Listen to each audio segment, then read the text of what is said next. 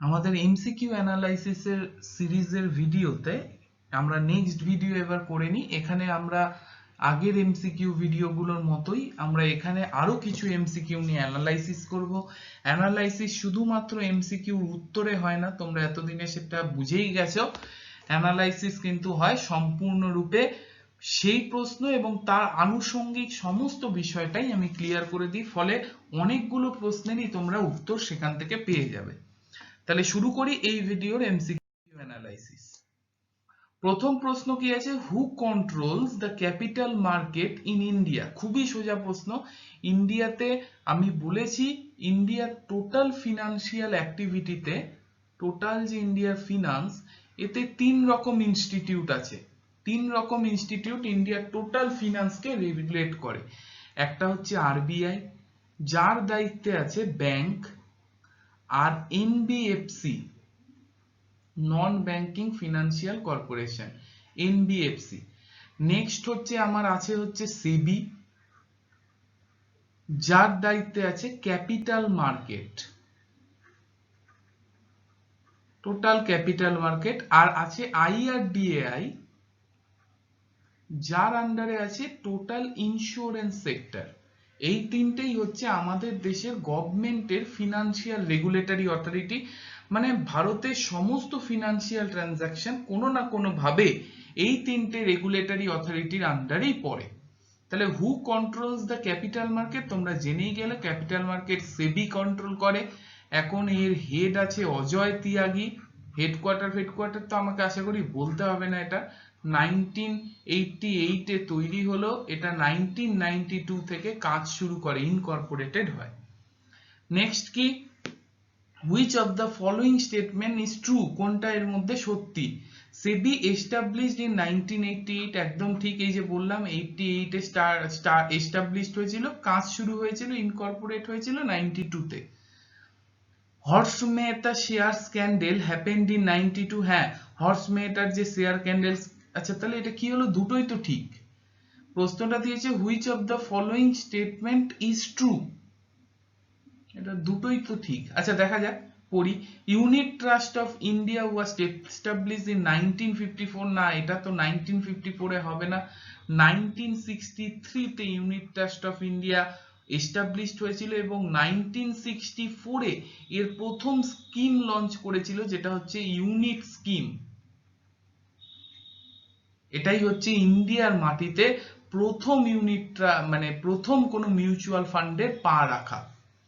Next কি, SEBI is not a constitutional body, হ্যাঁ, SEBI নন statutory body, তাহলে এটাও তো ঠিক। আচ্ছা, এটা প্রশ্নটা মনে হচ্ছে ভুল আছে, নন স্ট্যাটিউটারি বডি, এটাও কিন্তু ঠিক। এটা হবে which is not true. Not true হলে ঠিক আছে, তাহলে আমার আনসার হবে সি, কারণ বাকি তিনটেই হচ্ছে ট্রু। যাকে প্রশ্নের প্রবলেম আছে, কিন্তু তোমাদের বিষয়টা জানা হয়ে গেল। Next, 174. Which of the following reasons is not responsible for UP's ups and downs in Sensex? Sensex এর আপ ডাউনের জন্য which of the following reason is not responsible? এর মধ্যে কোনটা রেসপন্সিবল নয়? দেখি কোনটা রেসপন্সিবল, কোনটা দায়ী। তাহলে আমরা দেখিনি সেন্সেক্সটা কি জিনিস। সেন্সেক্স তোমরা জানো যে বোম্বে স্টক এক্সচেঞ্জের, বিএসই আমাদের oldest stock exchange, Bombay stock এক্সচেঞ্জের একটা সূচক হলো সেন্সেক্স। সেন্সেক্স কি, সেন্সেক্স আপ ডাউন কিভাবে হয় সেটা কিন্তু সবটাই তোমাদের পড়া আছে। তো সেন্সেক্স মেনলি কি, সেন্সেক্স এর আপ ডাউনের জন্য কি বলেছে এখানে, which of the following reason is not responsible, কোনটা রেসপন্সিবল নয়। সেন্সেক্স এর আপ ডাউনের জন্য সব থেকে বেশি রেসপন্সিবল হচ্ছে 30 টপ কোম্পানির, যারা 30 টপ শেয়ার কোম্পানি আছে তাদের শেয়ারের বাড়া কমা হচ্ছে সেন্সেক্স এর আপ ডাউনের মেন রিজন। এছাড়াও বিভিন্ন রিজন, পলিটিক্যাল হ্যাজার্ড, আমাদের ইনফ্লেশন, মানিটারি ক্রাইসিস, খরা, দুর্ভিক্ষ, বন্যা, মহামারী, সবই কিন্তু সেন্সেক্স এর আপ ডাউনের কারণ। কারণ এই সব কিছুর জন্য এখন করোনা পরিস্থিতি, এর জন্য কিন্তু সেন্সেক্স এর আপ ডাউন করছে। কারণ মানুষ শেয়ার কেনার আগে নিজের প্রাণ বাঁচানোকে আগে মনে করছে, ফলে শেয়ারের পতন ঘটছে। এবং জিনিসপত্রও মানুষ কম কিনছে, ফলে সবকিছুই সেন্সেক্স এর জন্য দায়ী। কিন্তু মেন কারণ হচ্ছে 30 টপ কোম্পানির বাড়া কমা, কিন্তু সেটা এখানে লেখা নেই। রেইনও দায়ী, রেইন যদি না হয় খরা হবে, খরা হলে দুর্ভিক্ষ হবে, অবভিয়াসলি মানুষের ক্রয় ক্ষমতা কমে যাবে, সেন্সেক্স এর পতন ঘটবে। মানিটারি পলিসি অর্থাৎ গভর্নমেন্ট, আরবিআই আমাদের কি মানিটারি পলিসি করছে, আরবিআই যদি বেশি করে টাকা ছেড়ে দেয় তাহলে মানুষের কাছে টাকা বাড়বে, মানুষের ক্রয় ক্ষমতা বাড়বে, সেন্সেক্সও বাড়বে। পলিটিক্যাল ইনস্টেবিলিটি এক্ষুনি বললাম, সবকটাই কারণ। তো এখানে হবে নান অফ দ্য ফলোইং, আমার কোনোটাই, এইগুলো সবকটাই কারণ। তো কোনটা কারণ নয় বলেছে, তো এখানে সবই কারণ। মেন কারণটাও আমি কিন্তু তোমাদের বলে দিয়েছি। নেক্সট চলে যাচ্ছি, which of the following is not a credit rating agency? আচ্ছা, কঠিন প্রশ্ন দিয়েছে এগুলো স্যার খুব। ক্রেডিট রেটিং এজেন্সিটা কি? ক্রেডিট রেটিং এজেন্সিটা কি আগে সেটা বলে দিই আমি। What is credit rating agency?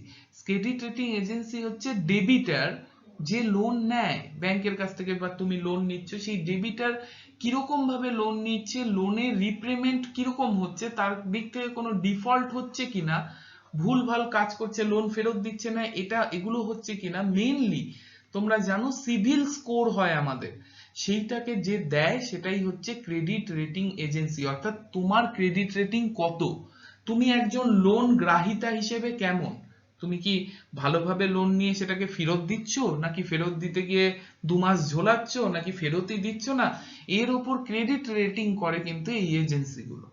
তো এর মধ্যে কোনটা ক্রেডিট রেটিং এজেন্সি নয়? আচ্ছা, সিআরআই, এসআইএল, ক্রিসিল, এটা সব থেকে বড় ক্রেডিট রেটিং এজেন্সি ইন্ডিয়ার। ফুল ফর্ম গুলো তোমাদের বলে দিই, না জানা থাকলে লিখে নাও। ক্রেডিট, এটা হচ্ছে credit rating information, credit rating information service, সবকটা লিখবো কি করে, অফ, যাই হোক, credit rating information service of India limited, এটা হচ্ছে ক্রিসিল। বুঝতেই পারছো নামেই যে এটা একটা ক্রেডিট রেটিং এজেন্সি, সব থেকে বড় ইনফ্যাক্ট ইন্ডিয়ার। Credit rating information service of India limited. আচ্ছা, এটা তোমরা লিখে নিয়েছো, আমি মুছে দিই, না হলে পরের ফুল ফর্মটা আমি আর লিখতে পারবো না। নেক্সট হচ্ছে চলে এসছে আইসিআরএ। আইসিআর এর কি ফুল ফর্ম দেখে নিই সেটা আমরা। আইসিআর এর ফুল ফর্ম হচ্ছে, আচ্ছা আইসিআর এ এখন কিন্তু, আচ্ছা আইসিআর এর ফুল ফর্ম আমি বলে দিই, প্রিভিয়াস ফুল ফর্ম। এখন আইসিআর এ আর কোনো ফুল ফর্ম নেই, আইসিআর এ একটা আইসিআর ই হয়ে গেছে কোম্পানিটার নাম। এখন কিন্তু আইসিআর এর কোনো অ্যাব্রিভিয়েশন নেই, আগে ছিল কি বলা হতো, প্রিভিয়াস নেম কি ছিল, ইনভেস্টমেন্ট ইনফরমেশন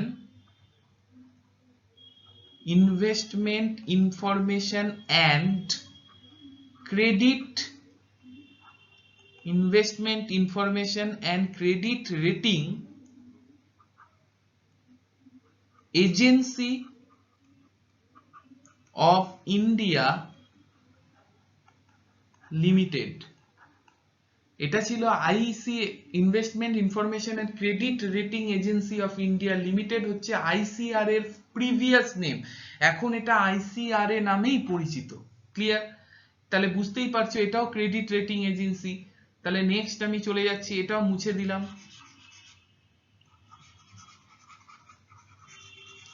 এরপর চলে যাচ্ছি আমাদের, হ্যাঁ এরপর চলে যাচ্ছি কেয়ার। কেয়ার কি? কেয়ার হচ্ছে credit analysis and research, credit analysis and research institute, এটা হচ্ছে কেয়ার। ক্রেডিট অ্যানালাইসিস আর রিসার্চ ইনস্টিটিউট হচ্ছে কেয়ার। তার মানে বুঝতেই পারছি এটাও ক্রেডিট অ্যানালাইসিস করছে। স্যার এইটা আমি বুঝতেই পারছি না, এটা আদৌ হয়তো কিছু নিশ্চয়ই আছে। যাক, তিনটে ক্রেডিট রেটিং এজেন্সি, তার মানে কোনটা ক্রেডিট রেটিং এজেন্সি নয়? তাহলে আমার আনসার হবে সি। এবার এই নামে কিছু আছে নাকি এটা আমি জানি না, যাই হোক প্রশ্নটা দিয়েছে। কিন্তু এই তিনটে খুবই ইম্পর্টেন্ট, এই তিনটে আমরা একটু মনেও রাখবো অ্যাব্রিভিয়েশন গুলো, কারণ পিএসসি মিসলেনিয়াস এর মেন পরীক্ষা বা পিএসসি ক্লার্কশিপের মেন পরীক্ষাতে এই অ্যাব্রিভিয়েশন গুলো দিয়ে দেয়, খুব ইম্পর্টেন্ট। নেক্সট চলে যাচ্ছি, the largest life insurance company of India, মানে প্রশ্নটার কোনো মানে নেই, তোমরা সবাই আনসার করতে পারবে। লাইফ ইন্স্যুরেন্স কর্পোরেশন, এলআইসির থেকে বড় ইন্স্যুরেন্স কোম্পানি ইন্ডিয়াতে প্রশ্নই নেই। এসবিআই আর এলআইসি নেই এরকম ইন্ডিয়াতে মানুষই নেই, যদি থেকে থাকে মানে ইন্ডিয়াতে এসবিআই এর একটা অ্যাকাউন্ট আর একটা এলআইসি করা যদি না থাকে তাহলে অলমোস্ট ওটা ক্রাইম। অনেক গরিব লোক যারা কিছু মানে জাস্ট এমনি আছে তাদেরও দেখা যাচ্ছে একটা এলআইসি আছেই। যাই হোক, which of the following legislate insurance, ইন্স্যুরেন্সকে কে লেজিসলেট করে তোমরা জানো তো, তিনটে লিস্ট হয়, একটা স্টেট লিস্ট, একটা সেন্ট্রাল লিস্ট, একটা কনকারেন্ট লিস্ট। আমাদের কোন শিডিউলে আছে এটা কমেন্ট করে লিখবে তো, এটা কোন শিডিউলে কমেন্ট বক্সে লেখো তো। আমাদের পলিটিক্যাল সায়েন্সে কনস্টিটিউশনে কোন শিডিউলে এই লিস্টগুলো আছে সবারই জানার কথা। তো ইন্স্যুরেন্স কোন লিস্টে পড়ে, সেন্ট্রাল লিস্টে, সেন্ট্রাল গভর্নমেন্টের আন্ডারে পড়ে ইন্স্যুরেন্স। তো ইন্স্যুরেন্স সেন্ট্রাল গভর্নমেন্ট, ইন্স্যুরেন্স সম্পর্কিত যে কোনো আইন লেজিসলেট সেন্ট্রাল গভর্নমেন্ট করে, যেহেতু এটা সেন্ট্রাল লিস্টের বিষয়। চলে যাচ্ছি পরের প্রশ্নে। আচ্ছা, which committee's recommendation were followed the constitute of IRDA, IRDA এর কোন কমিটির রেকমেন্ডেশনে তৈরি হয়েছিল? তোমরা সবাই জানো IRDA insurance regulatory and development authority. একটু আগের ভিডিওতেই বোধহয় আমি বলেছিলাম যে এর হেডকোয়ার্টারটা আমাদের মনে রাখতে হবে আলাদা জায়গা, সিডবি পড়াতে গিয়ে বলেছিলাম এর হেডকোয়ার্টার হচ্ছে হায়দ্রাবাদ। 1999 সালে আইআরডিএ তৈরি হয়েছিল এবং 2000 সাল থেকে এটা কাজ করা শুরু করে, ইনকর্পোরেট হয়। এবং এটা কোন কমিটির সুপারিশে হয়েছিল? মালহোত্রা কমিটি। তোমরা জানো বিমার, ইন্ডিয়ান বিমার ক্ষেত্রে সব থেকে ইম্পর্টেন্ট কমিটি হচ্ছে মালহোত্রা কমিটি। এইটা কিন্তু আইআরডিএ কিন্তু একটা স্ট্যাটিউটারি বডি, সেবি কিন্তু নন স্ট্যাটিউটারি, কিন্তু আইআরডিএ স্ট্যাটিউটারি বডি, মানে এর কনস্টিটিউশনে কিন্তু আইআরডিএ এর অস্তিত্ব আছে, এটা খেয়াল রাখতে হবে। সেবি কিন্তু নন স্ট্যাটিউটারি, কিন্তু আইআরডিএ কিন্তু একটা statutory body, it's a statutory body, statutory corporation. যাই হোক, আর এখন আমি ইয়েটাও বলে দিই, এখন হেড কে আছে? সুভাষ চন্দ্র খুন্তিয়া, এখন হেড আছে সুভাষ চন্দ্র খুন্তিয়া। যাই হোক, পরেরটায় চলে যাই। What is the correct full form of IGMS in terms of insurance sector? IGMS এর ফুল ফর্ম কি? এটা কিন্তু খুব ইম্পর্টেন্ট বিষয়। আইজিএমএস টা কি জিনিস আগে সেটা বুঝে নাও। তুমি বীমা কোম্পানি কোনো ব্যক্তিকে, তুমি এটা, এই যে তোমার হাত, আচ্ছা তুমি কি করলো, কোনো বীমা কোম্পানি তোমাকে কি একটা বীমা বিক্রি করলো, এবার তুমি বীমাটা নিয়ে খুশি হলে না, পরে দেখলে বীমার টার্ম কন্ডিশন বা কিছুতে বীমা কোম্পানির যে সেটাতে বীমাটা তুমি কিনেছো, পারচেস করেছো, সেটা তুমি খুশি না। তুমি ফার্স্ট বীমা কোম্পানির কাছে তোমার অখুশির ব্যাপারটা আগে জানাবে এবং তাকে ব্যবস্থা নিতে বলবে। বীমা কোম্পানি যদি ব্যবস্থা না নেয় এবং তুমি যদি বুঝো তোমার সাথে অন্যায় হচ্ছে, তাহলে তুমি আইআরডি এর আন্ডারে, আইআরডিএ এটা তৈরি করেছে, আইআরডি এর আন্ডারে আইজিএমএস এ তুমি তোমার যে অভিযোগ বা তোমার যে অসন্তোষ সেটা দায়ের করতে পারো। আইজিএমএস হচ্ছে ইন্টিগ্রেটেড গ্রিভেন্স ম্যানেজমেন্ট সিস্টেম। কোথায় আছে? হ্যাঁ, এই যে integrated grievance management system.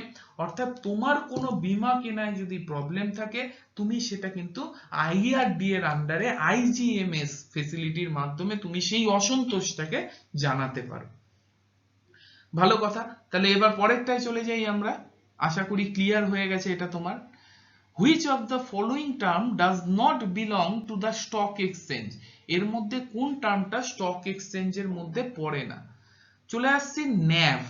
Nav, আচ্ছা আমি টার্মগুলো একটু ব্যাখ্যাও করে দিই তোমাদের, তাহলে সুবিধা হবে। ন্যাভ মানে কি? Net asset value. কোথায় লিখি? এইখানে লিখি সাইডে। ন্যাভ মানে নেট অ্যাসেট ভ্যালু।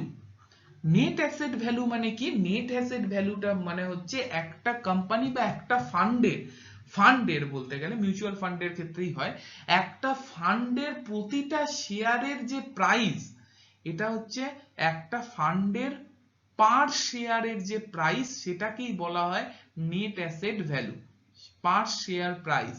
এটা কি করে বের করা হয়? এটা বের করা হয় ফান্ডের নেট অ্যাসেট, গোটা ফান্ডের অ্যাসেট, তার থেকে ফান্ডের যে লাইবিলিটি সেগুলো বাদ দিতে হয়, অর্থাৎ যে পেমেন্ট গুলো করতে হবে লাইবিলিটি সেগুলো বাদ দিতে হবে, বাই কি নাম্বার অফ শেয়ার, এইভাবে বের করা হয় ন্যাভ। ন্যাভ মানে নেট অ্যাসেট ভ্যালু, যেটা ফান্ডের পার শেয়ার প্রাইস বা পার শেয়ারের যে অ্যাসেট সেটাই বলা হয়। সেটা বের করা হয় কি করে? ফান্ডের টোটাল অ্যাসেট, তার থেকে ফান্ডের লাইবিলিটি যেগুলো বাদ দেওয়া হয় সেগুলো বাদ দিয়ে নেট অ্যাসেট এবং ফান্ডের নেট অ্যাসেট, এবং তাকে নাম্বার অফ শেয়ার দিয়ে ভাগ করলে প্রতিটা শেয়ারের অ্যাসেট পাওয়া যায়, প্রতিটা শেয়ারের প্রাইস পাওয়া যায়, যেটাকে ন্যাভ বলা হয়। তাহলে কি বলেছে প্রশ্নটা কি? Does not belong to stock exchange, এর মধ্যে কোনটা স্টক এক্সচেঞ্জের মধ্যে বিলং করে না? তো ন্যাভ তো ডেফিনেটলি বিলং করা হয়, শেয়ারের প্রাইস বলছি তোমাকে, পার শেয়ারের প্রাইস। আচ্ছা, এনএসই ন্যাশনাল স্টক এক্সচেঞ্জ বলার কিছু নেই, এটা তো স্টক এক্সচেঞ্জ, এনএসই চলে গেলে ভারতের স্টক এক্সচেঞ্জই থাকবে না ঠিকঠাক করে। আইপিও ইনিশিয়াল পাবলিক অফারিং, তোমরা জানো প্রাইমারি মার্কেটে এটা হচ্ছে শেয়ার। কোনো মাদার কোম্পানি যখন প্রথমবারের জন্য তার অ্যাসেট মার্কেটে ছাড়ে, অর্থাৎ কোম্পানিটা শেয়ার মার্কেটে ছিল না, প্রথমবারের জন্য নিজেকে শেয়ার মার্কেটে রেজিস্টার করে শেয়ার বিক্রি করা শুরু করছে, এই প্রথম যে শেয়ার সেটাকে বলা হয় আইপিও বা ইনিশিয়াল পাবলিক অফারিং। যেহেতু কোনো কোম্পানি প্রথমবারের জন্য শেয়ার ছাড়ছে, তাই IPO is the cheapest share of a company. সাধারণত আইপিও সেই কোম্পানির চিপেস্ট শেয়ার হয়। তাহলে আমি কি বললাম? আইপিও প্রথমবারের জন্য কোনো কোম্পানি নিজেকে শেয়ার মার্কেটে বা স্টক এক্সচেঞ্জে সেবির দ্বারা নিজেকে রেজিস্টার্ড করে প্রথমবারের জন্য তার শেয়ার বিক্রি করলে সেই প্রথম শেয়ারটাকে বলে আইপিও। ক্লিয়ার? তাহলে এই তিনটেই আমার তাহলে আমার কোনটা অ্যান্সার হবে? কেপিও। কেপিও হচ্ছে আমাদের অ্যান্সার, যেটা স্টক এক্সচেঞ্জের মধ্যে। কেপিও এর full form knowledge processing outsourcing. তোমরা জানো কেপিও আর বিপিও দুটো জিনিস আছে, তো এইগুলো তো অন্য বিষয় পুরোটাই। যাই হোক, তিনটে, তাহলে এই তিনটেই কিন্তু আমাদের স্টক এক্সচেঞ্জের সাথে যুক্ত, আর তিনটে কি সেটাও আমরা বুঝে গেলাম। নেক্সট চলে আসছে, which of the following is not a function of SEBI. সেবির ফাংশন, সেবি মানে যে শেয়ার মার্কেটকে রেগুলেট করে, তার ফাংশন কোনটা নয়? Protecting the interest of investor, যারা ইনভেস্ট করছে শেয়ারে তাদের প্রোটেক্ট করা, তাদের ইন্টারেস্টকে অবশ্যই। Registration of share broker, share ব্রোকারদের রেজিস্ট্রেশন করা। Change of cash reserve ratio, cash reserve ratio ব্যাংকের বিষয়, আর ব্যাংকে রেগুলেট করে কে? আরবিআই, তাই না? তোমরা জানো সিআরআর, একটা ব্যাংকে ব্যাংক হিসেবে চলতে গেলে তার নেট ডিমান্ড এবং টাইম লাইবিলিটির কিছু অংশ আরবিআই এর কাছে ক্যাশ হিসেবে জমা রাখতে হয়, সেটাকে বলে সিআরআর। তাহলে এটা কি হবে? এটা তো change of cash reserve ratio, এটা সম্পূর্ণভাবে আরবিআই এর কাজ, আর পড়ারই দরকার নেই। তাহলে আমার আনসার হবে সি। সেটা সি, ক্যাশ রিজার্ভ রেশিও কখনো সেবির সাথে সম্পর্কিত হতে পারে না। আশা করি এই সেশনের সমস্ত প্রশ্ন তোমরা বুঝতে পেরেছো এবং সেশনটা তোমাদের কাজে লেগেছে। পরের সেশনে আমরা আরো কিছু এমসিকিউ নিয়ে অ্যানালাইসিস করব।